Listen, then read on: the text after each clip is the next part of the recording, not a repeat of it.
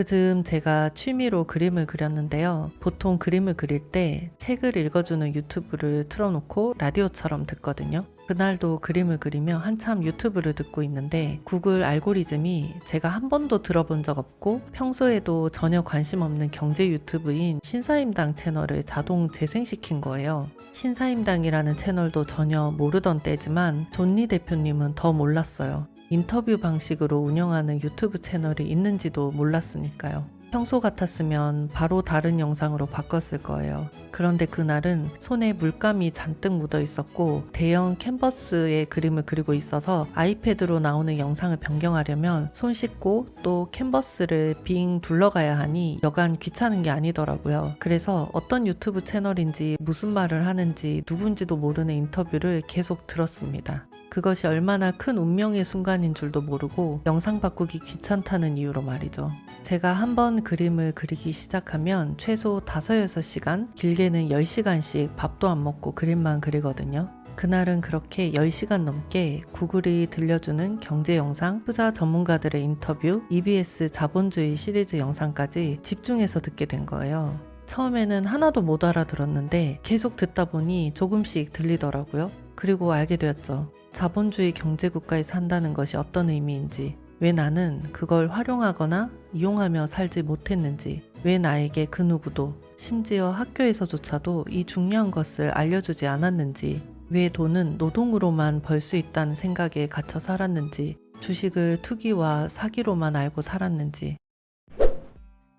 10시간 넘게 듣고 나니 그림이고 뭐고 손에 잡히지 않더라고요. 내 눈을 가리고 있던 암막 같은 것이 걷어지고 눈앞이 밝아지는 것 같았습니다. 뭔가 이 세계를 움직이는 보이지 않는 톱니바퀴의 작동 원리를 알게 된 것 같았어요. 이렇게 제 두 번째 각성은 구글 알고리즘의 은총으로 우연을 가장해 은근하게 다가왔습니다. 지금 생각하면 아찔합니다. 그때 조금만 더 부지런해서 아이패드에서 다른 영상을 재생했더라면.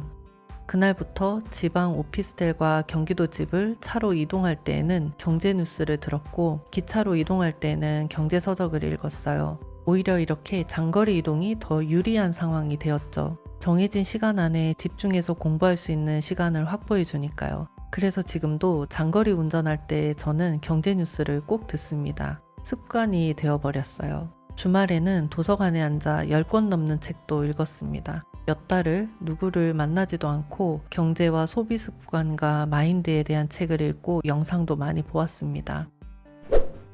2019년 11월, 12월 즈음 되었을 때 이제 슬슬 투자를 시작해도 되겠다 자신감이 생겼어요. 구체적으로 투자를 시작할 무렵 어떤 전염성 있는 바이러스가 나오기 시작했다는 아주 조그마한 해외 뉴스를 우연히 접했습니다. 혹시 이거 폭락장 올 수도 있겠다라는 생각에 투자 시작을 미루고 미래산업 공부를 더 했어요. 2020년 1월이 되면서 슬슬 코로나 위기가 국내 뉴스에서도 대두되기 시작했죠. 시간이 지나며 주식시장이 요동쳤어요. 당시만 해도 미국 주식에 대한 정보를 주는 유튜브도 증권사도 많이 없어서 혼자 밤새 야후 파이낸스를 통해 미국 뉴스를 보며 경제 상황을 기민하게 따라갔습니다. 매일 밤새 미국 시장 뉴스를 들여다보다가 출근하기를 반복했죠. 두세 달 그러고 나니 이제는 도저히 힘들어서 안 되겠다 싶어 3월 19일 한국 주식 삼성전자 현대차를 3월 23일 미국 주식 스파이와 QQQ를 사며 생애 첫 자발적인 주식 투자를 시작했습니다. 정말 운이 좋게 이 이틀이 한국장과 미국장의 코로나 역대 최저점인 날이었어요. 3월 19일은 통화 수합을 하며 달러를 확보했다는 뉴스를 듣고 IMF 때 일을 공부했던지라 제 기억에는 4만 원 초반이던 삼성전자부터 사기 시작했습니다. 3월 23일은 밤새 미국 주식을 보는 것이 너무 힘들어 도저히 안 되겠다 하는 심정으로 주식을 산 날이라 기억합니다. 그때는 최저점인지 또 얼마나 행운이었는지도 모르고 손을 벌벌 떨며 있는 돈 없는 돈 다 긁어 모아 투자 시작했습니다. 저는 이때를 절대 잊지 않아요. 내 실력이 아니고 운이었다는 걸 그 누구보다 저는 잘 알기 때문에 자만하거나 우쭐하지 않습니다. 그렇게 처음으로 주식 투자를 시작했고 부모님을 설득해 지금은 부모님과 함께 투자자의 삶을 살고 있습니다. 중간에 한 번 더 발령이 나면서 지금 제가 사는 시골로 이사를 했어요. 엉덩이로 깔고 있던 경기도 집은 세를 주었기에 이 또한 금융소득 레버리지 역할을 해주고 있습니다. 이제야 돈을 어떻게 내 편으로 만드는지 알게 된 거예요. 지금 돌이켜보면 제가 애초에 먼 지방으로 발령이 나지 않았다면 저는 내 삶에서 무엇이 문제인지 몰랐을 거예요. 아니, 문제가 있는지조차 인지하지도 인지할 노력도 하지 않았을 거예요. 그러니 각성할 이유도 필요성도 없었겠죠. 내 삶의 가장 큰 장애물이고 고통이라 생각했던 그 지방 발령이 실은 내 삶의 여유와 행복으로 이끌어준 황금 전환점이었는데 말이에요. 사람이 이렇게 참 한 치 앞도 모르는 아둔한 존재입니다. 모르겠어요. 나에게 각성의 목소리와 순간을 만들어준 것이 제가 믿는 신의 뜻인지, 내면의 참 자아인지, 그 어떤 절대적 존재의 에너지인지, 중요한 건 놓치지 않고 제가 그 순간을 캐치했고 받아들였다는 거예요. 지금 저는 그 어느 때보다 소소하고 여유롭게 살고 있습니다. 지금도 그림 같은 한산한 카페에서 창밖을 바라보며 이렇게 글을 쓰고 있습니다. 서울 경기에서는 절대 느낄 수 없는 조용함, 고독, 그리고 행복을 만끽하며.